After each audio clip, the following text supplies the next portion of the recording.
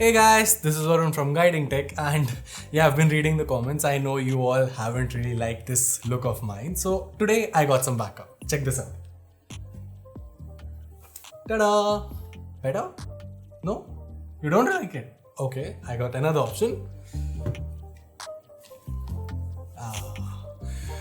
Damn, this is some. Oh shit, we're still rolling? Oh shit, sorry. Yeah, sorry, this is just heaven. So anyway, this is the Sony WH-CH710N, or as I like to call them, my new headphones. So yeah, I've been using them for about 2 weeks now, and I absolutely love them. So I have some thoughts and I would like to share them with you, and this is what this video is gonna be about. So let's get started with my review of the Sony 710N.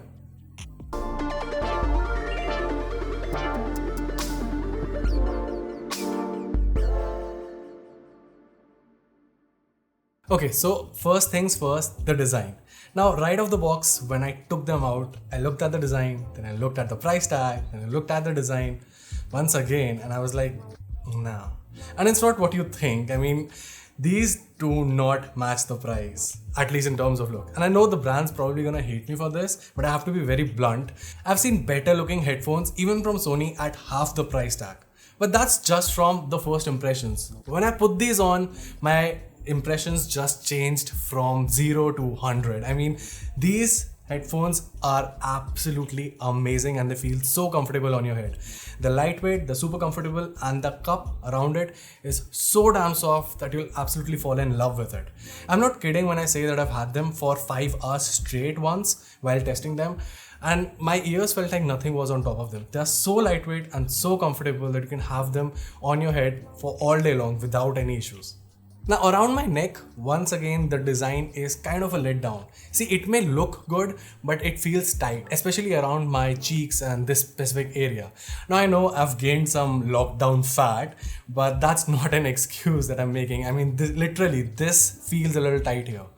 I've just wished that this could have been a bit better, but I'm not gonna hold it against the device that much. Okay, now there are a couple of things that I wish they were here.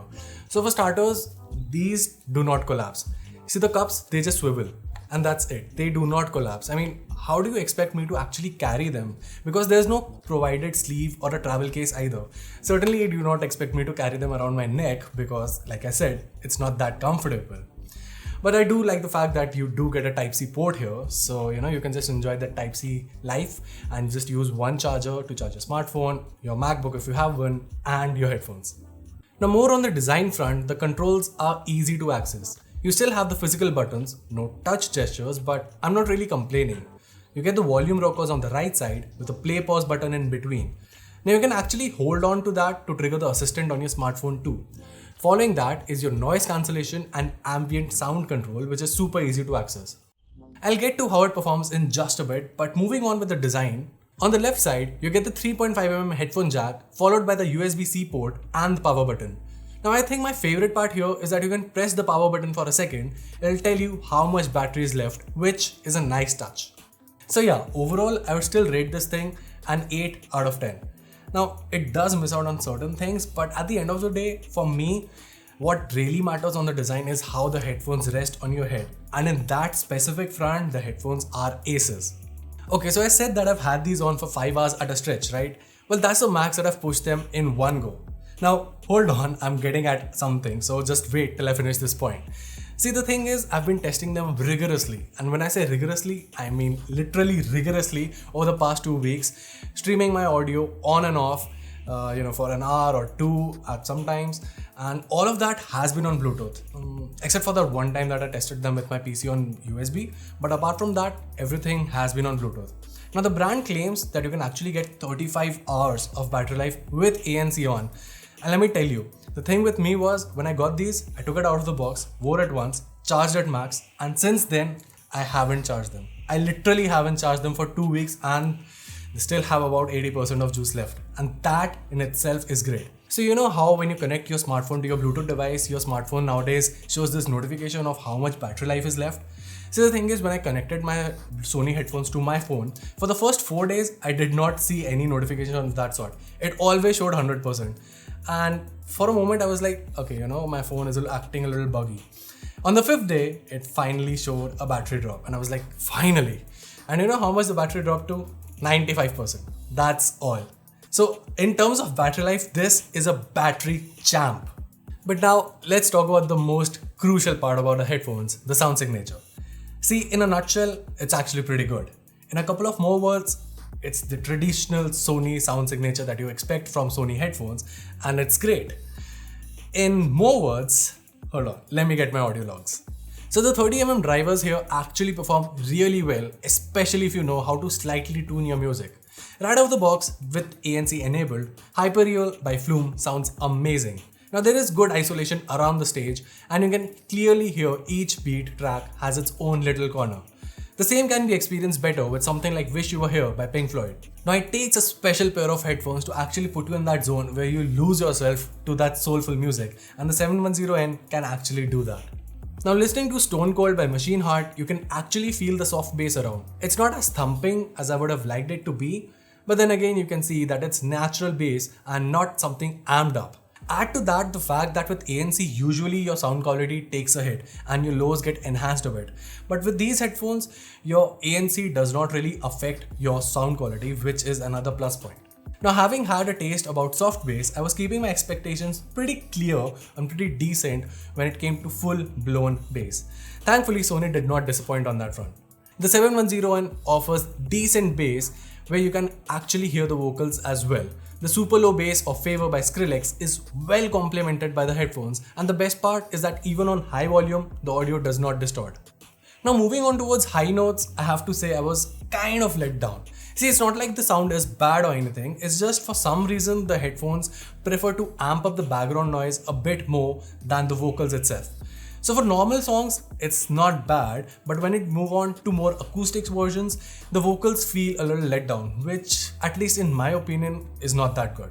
For instance, the studio version of Dancing on My Own by Callum Scott sounds so good, but switch to the acoustic mode and the way the guitar takes over those high notes is something that I do not appreciate. Now the same is the case with Collide by Howie Day. It's all good when you're listening to the normal mode, but if you're into acoustics, these might not be the best product to buy. But then again, that's a very niche thing, and if you're into acoustics and those high notes, you are better off with studio headphones and not any product with ANC. Now since we're on the topic of ANC, the noise cancellation on these headphones is actually pretty good. Now it's obvious that the headphones will be compared to the flagship 1000XM3, which is fine. Actually, no, it's not fine because those are almost double the price. But with the 710N, even at half the price, you get more than half the performance. See, it was quite tough to check the noise cancellation right now in the current scenario that we are, since there's not a lot of traffic around nowadays.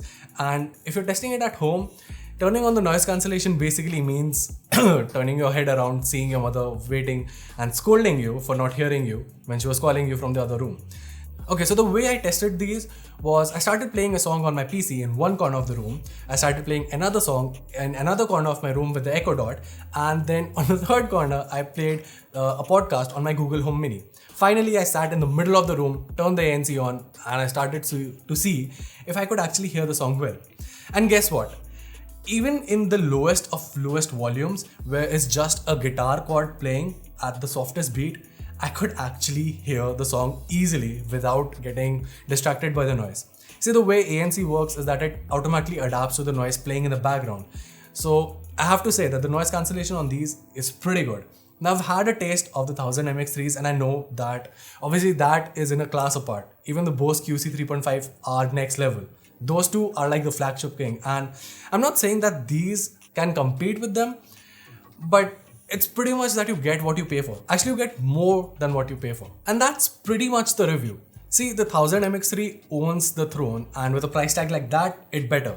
But then come around these headphones with half the price tag, almost as good as the noise cancellation, the traditional Sony signature that you expect, 35 hours of battery life with ANC, Type-C, and okay, the build quality is good. The looks aren't that good. I mean, the only other competitor that I can see to this are the Sennheiser HD 4.50 special editions, which currently retail for about 10,000, but I've seen them go for almost 7,500 on different sales on Amazon and Flipkart. But the thing is, the noise cancellation on that is not that good. And if you compare that The Sony still have the sound signature, the battery life, the overall comfort, everything in its pocket. The Sennheiser obviously do fold up and are made for traveling, so that's one thing that I have to give to Sennheiser. But from what I see, actually paying the premium here is something that gets you a better product. And it's not just in comparison to the Sennheiser. For most of you folks out there who are looking for a good ANC product, the 1000MX3 might be, well, way too overpriced or something that's out of your budget. If you can compromise a bit on the looks and you don't really need that high level of noise cancellation, these are pretty much the best product to buy in the ANC market. And well, that was it. If you like the product, there will be a buying link down in the description box below. Also, make sure to give us a thumbs up and subscribe to our channel for more awesome tech content. Till then, this is Varun from Guiding Tech, and I'll see you in the next one.